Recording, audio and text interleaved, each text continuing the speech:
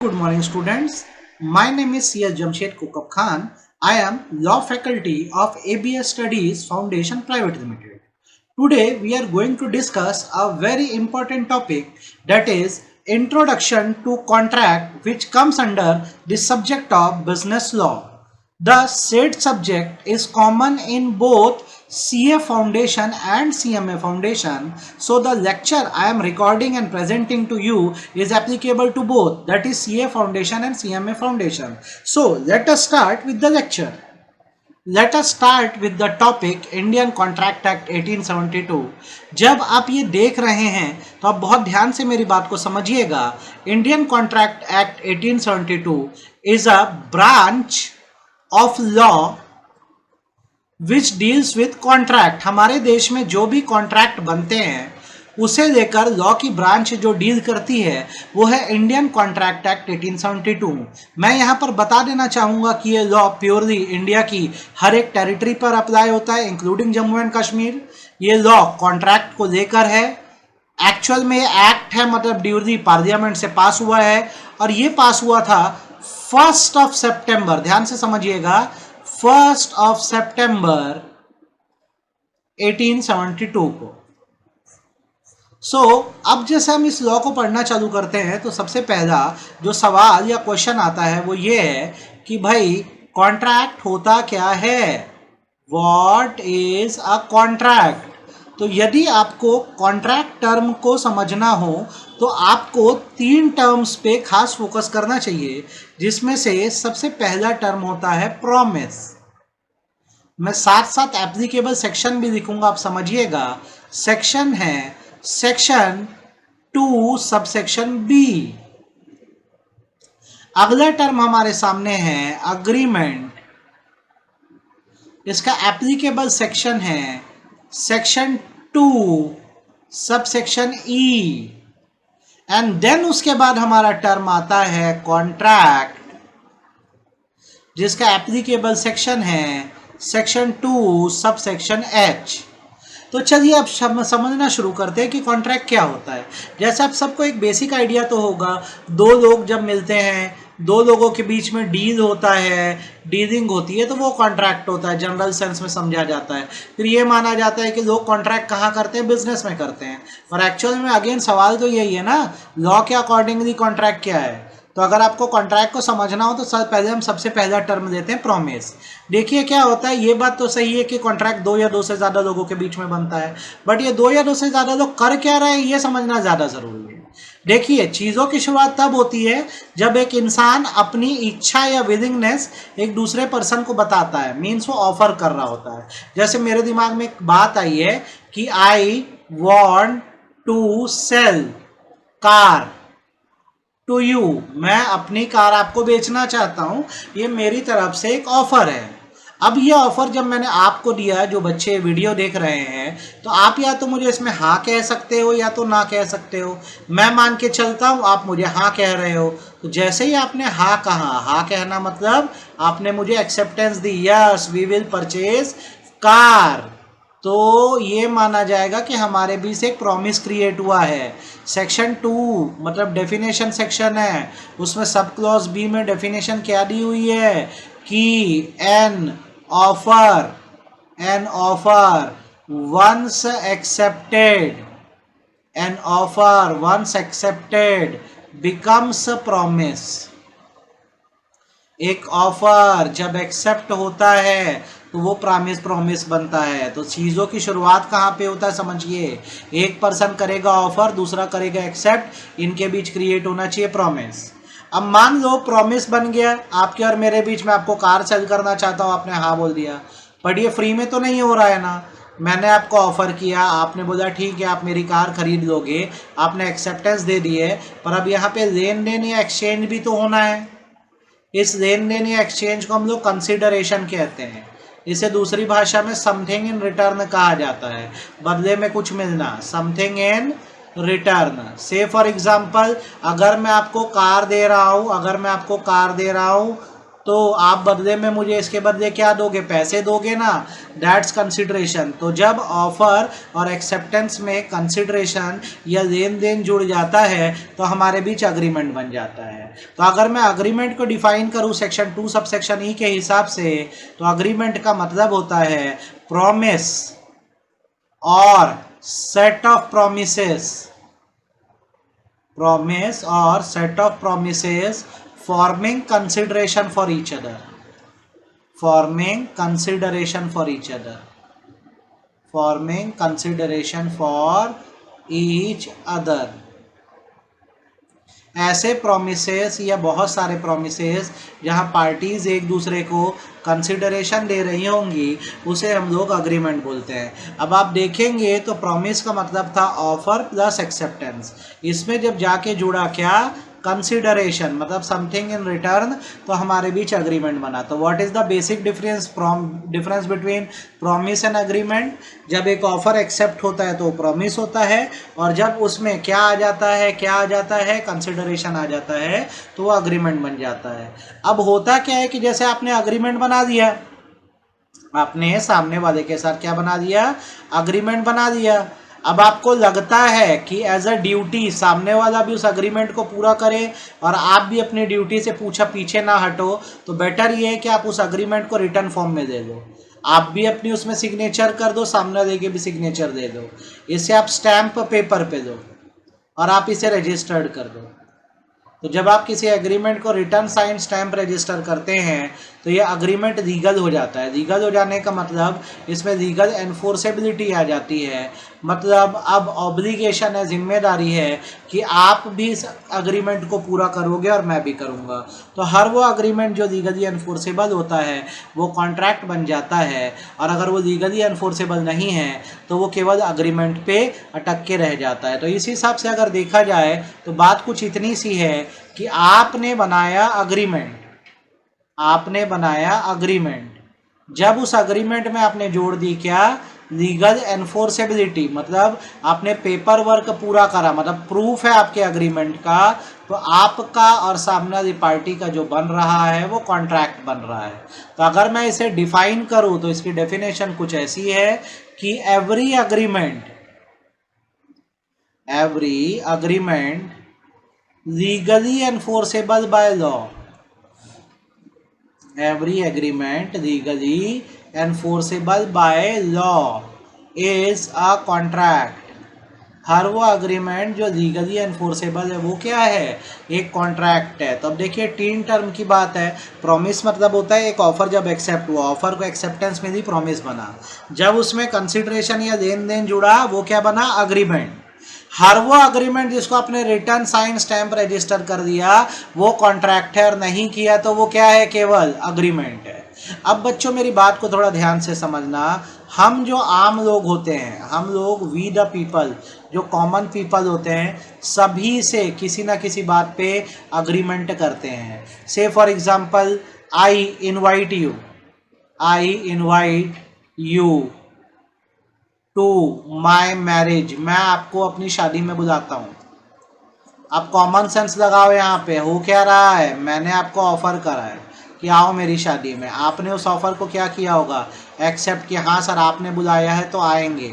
अब क्या होगा, आओगे तो यहाँ पे कंसिडरेशन है, क्या कंसिडरेशन है कि आप आओगे तो मेरे लिए कोई ना कोई गिफ्ट देकर आओगे और मेरी शादी में खा पी के जाओगे। व्हाट इफ आप नहीं आए तो क्या मैं आप पर केस कर दूंगा, केस को मतलब बोलते हैं लीगल सूट, क्या मैं आप पर केस कर दूंगा, जवाब है बिल्कुल नहीं।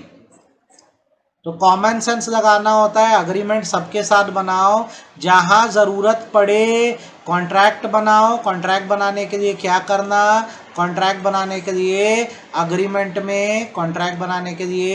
अग्रीमेंट में जोड़ देना लीगल एनफोर्सेबिलिटी, जहां ज़रूरत पड़े लीगल एनफोर्सेबिलिटी जोड़ देना और कॉन्ट्रैक्ट बना देना, और ज़रूरत ना पड़े तो सिर्फ अग्रीमेंट रहने देना। जैसे घरेलू बातों पे, सोशल मैटर पे, जैसे देखो मैंने आप लोग को शादी में बुलाया तो इतनी बड़ी बात थोड़ी ना है कि नहीं आओगे तो मैं आप पर केस कर दूंगा, या आप लोग को खाना पसंद नहीं आया तो आप मुझ पर केस कर दोगे। बेटा हमें जहाँ ज़रूरत पड़ती है वहाँ हम कॉन्ट्रैक्ट बनाते हैं, नहीं तो बातों को सिर्फ अग्री करके छोड़ देते हैं, बातचीत करके छोड़ देते हैं। कुछ और एग्जाम्पल्स देते हैं ताकि आपकी अंडरस्टैंडिंग ग्रो हो। सपोज करो आपके पापा ने आपको प्रॉमिस किया है कि बेटा अच्छे मार्क्स ला के दिखाओ तो मैं तुम्हें एक बाइक दिलाऊंगा। तो आप और आपके पापा अग्री कर गए, अग्रीमेंट बन गया। पर आप खुद सोचो और मुझे बताओ, आप इसको लेकर कॉन्ट्रैक्ट बनाना चाहोगे कि नहीं? हाँ के लिए राइट मारे, ना के लिए क्रॉस मारे। आप खुद सोचो, इस पे आप कॉन्ट्रैक्ट बनाओगे कि नहीं बनाओगे? तो अगर मेरा जवाब है तो बिल्कुल कॉन्ट्रैक्ट क्यों बनाऊंगा, अपने पापा के साथ क्यों कॉन्ट्रैक्ट बनाऊंगा? मान लो मैं पास हो गया, बाइक नहीं दिला पाए, तो क्या उन पे केस कर दूं? क्या इतनी बड़ी बात है? अच्छा, दूसरा एग्जाम्पल लेते हैं, खुद सोचो। मैं आपके लिए अभी अजनबी हूँ, आपका नाम मान लो आशीष है जो ये वीडियो देख रहा है। मैं आपसे अगर लोन मांगने आता हूँ तो क्योंकि हम दोनों एक दूसरे को नहीं जानते हैं, तो आपका सबसे पहले चीज़ क्या होगा पता है? आप मुझे लोन दोगे ना, तो हमारे बीच पेपर वर्क कंप्लीट हो जाएगा। ऑन पेपर आप लिखवा दोगे कि सर आप मुझसे लोन ले रहे हो, हम इसको साइन भी कर देंगे, इसे बराबर स्टैम्प या सील लगा देंगे और इसका रजिस्ट्रेशन करवा देंगे, मतलब 2 विटनेस से साइन करा देंगे। जब हम ऐसा कराएंगे तो अब सोचो, हमारा अग्रीमेंट बन रहा है कि हमारा कॉन्ट्रैक्ट बन रहा है? तो जवाब है, अब हम लोग कॉन्ट्रैक्ट बनाने जा रहे हैं। तो इससे आपको समझ के आना चाहिए कि assumption is that we create legal relation in business or commercial matter। Business matters में हम कॉन्ट्रैक्ट बनाना चाहते हैं, लेकिन बाकी मैटर्स में हम कॉन्ट्रैक्ट नहीं बनाते, चीज़ों पे अग्री करके छोड़ देते हैं। हमेशा याद रखना, देयर आर फ्यू अग्रीमेंट्स, मैं कुछ एग्रीमेंट की आपको नाम बता रहा हूँ, लिस्ट बता रहा हूँ, which are not enforceable by law. Not enforceable by law मतलब ये है, अग्रीमेंट तो कर लो पर वो लीगली कॉन्ट्रैक्ट नहीं बन पाएगा। मैं आपको कुछ ऐसे एग्रीमेंट की लिस्ट बता रहा हूँ, ठीक है? तो जैसे इसमें अगर हम सबसे पहले लेते हैं तो आता है agreement relating to domestic matter. बेटा जब ये वर्ड यूज होगा ना, डोमेस्टिक मैटर, हमेशा याद रखना ये रिलेशनशिप बताएगा बिटवीन हस्बैंड एंड वाइफ का। अब इसमें होता क्या है कि जैसे हस्बैंड और वाइफ किसी बात पे अग्री करें तो ये इनका घरेलू मैटर है, डोमेस्टिक मैटर। तो क्योंकि डोमेस्टिक मैटर है इसलिए court will not interfere. Court बोलेगा घरेलू मैटर है, आप खुद सुलझाओ, मैं आपके बीच क्यों आऊं? Court will not interfere. Example हम देख सकते हैं, हस्बैंड ने क्या किया, अपनी वाइफ को एक प्रॉमिस किया कि वो उसे 5,000 पर मंथ पे करेगा एज अ घरेलू एक्सपेंस या डोमेस्टिक एक्सपेंस बोल सकते हो। हस्बैंड ने प्रॉमिस किया अपनी वाइफ को पर मंथ 5,000 देगा। अब हस्बैंड बाय चांस क्या हुआ, फेल हो गया, वो पैसे नहीं दे पाया वाइफ को। तो सवाल ये उठता है, क्या वाइफ लीगल एक्शन ले सकती है? और इफ यस, अगर लीगल एक्शन लेगी तो क्या उसको कोई रेमेडी मिलेगी? तो इसका जवाब है no remedy is there. Why? क्योंकि ये कौन सा मैटर है, डोमेस्टिक मैटर है, और डोमेस्टिक मैटर में भाई साहब कोर्ट इंटरफियर नहीं करता। तो अब आप समझ लो, अगर डोमेस्टिक मैटर कभी भी बोले तो ये रिलेशनशिप है हस्बैंड और वाइफ का, और हस्बैंड एंड वाइफ अगर किसी बात पे अग्री कर रहे हैं, ये एक दूसरे को प्रॉमिस कर रहे हैं, तो इसमें कोई लीगल रेमेडी नहीं है, कोर्ट इंटरफियर नहीं करता, वो बोलता है आप लोग खुद हैंडल करो। सेकेंड थिंग आप समझना मेरी बात को। दूसरा इसके बाद आता है agreement relating to social matter. बेटा सोशल मैटर में पति पत्नी को छोड़कर अब सारे रिलेशन आ जाते हैं। इसमें आ जाते हैं दो लोगों के बीच इनफॉर्मल रिलेशंस। इनफॉर्मल रिलेशन मतलब क्या होता है? किसी तरह का फंक्शन अटेंड करना,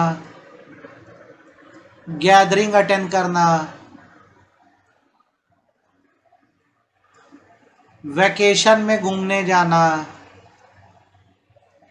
और अदर सोशल ऑब्लिगेशंस। तो क्योंकि ये सोशल ऑब्लिगेशन है तो कोई मजबूरी नहीं है, फ्री रहेंगे तो पूरी करेंगे, वरना क्यों करेंगे। तो जैसे लोगों के भी सोशल मैटर को लेकर अग्रीमेंट होता है, सामाजिक बातों को लेकर, तो उस पर लीगल रिलेशनशिप नहीं लाना है हमको, कॉन्ट्रैक्ट नहीं बनाना है, वरना हमारे सोशल रिलेशन खराब होंगे। एग्जाम्पल, एक फ्रेंड ने जिसका नाम अजय है, उसने अपने दूसरे फ्रेंड को, विजय को,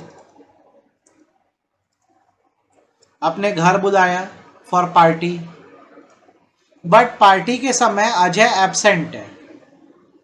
इस बात से विजय को गुस्सा आ गया, विजय को गुस्सा आ गया। अब वो लीगल रेमेडी यूज करना चाहता है, केस करना चाहता है कि भाई हमने एग्री किया था कि पार्टी में मिलेंगे, पर क्योंकि अजय तुम पार्टी में नहीं थे इसलिए मैं तुम पर केस करना चाहूँगा। तो यहाँ पर नो लीगल रेमेडी। अब आपसे कोई पूछे क्यों लीगल रेमेडी नहीं, आप बोलना sir this is a social matter. ये कौन सा मैटर है? Social matter. चलो रिपीट करते हैं। कुछ ऐसे एग्रीमेंट होते हैं जो लीगली एनफोर्सेबल नहीं होते, मतलब उसको लेकर कॉन्ट्रैक्ट नहीं बनाना है। इसमें क्या आते हैं? डोमेस्टिक मैटर मतलब पति पत्नी का relation.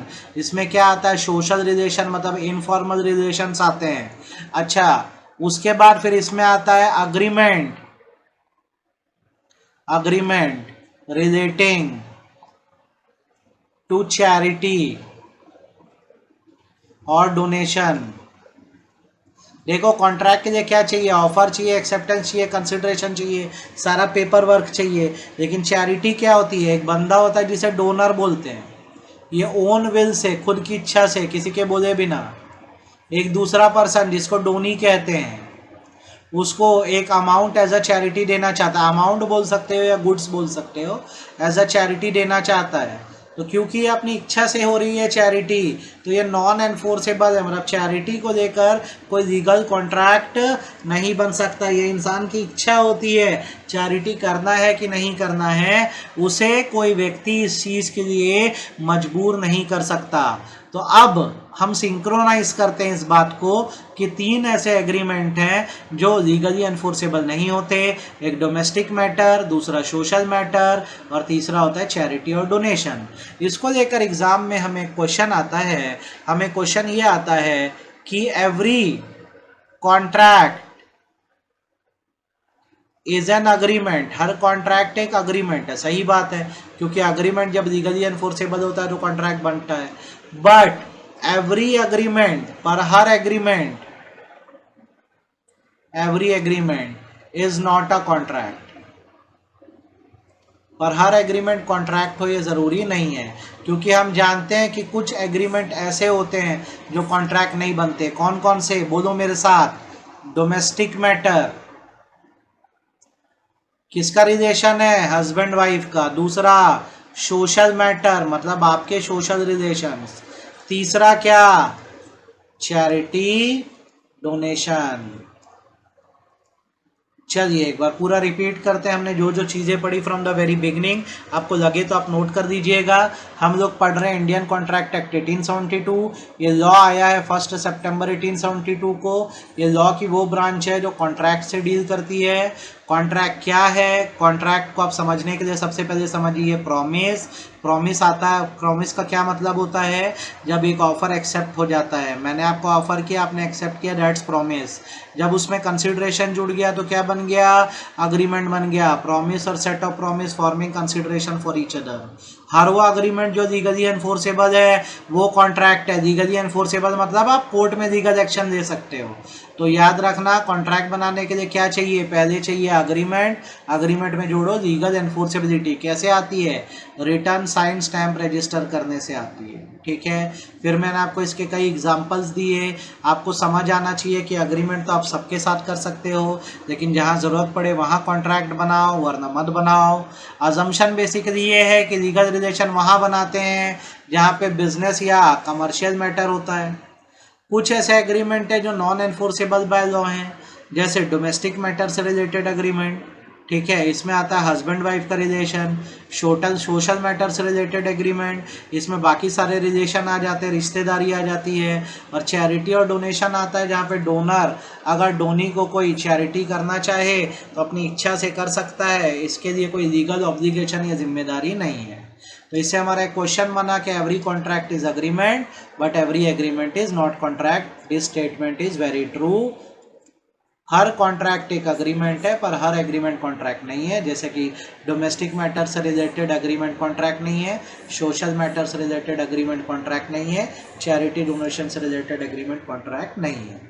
So that's it for today. Thank you so much for listening. I hope आपको लेक्चर समझ आया होगा। हम फिर मिलेंगे। Thank you.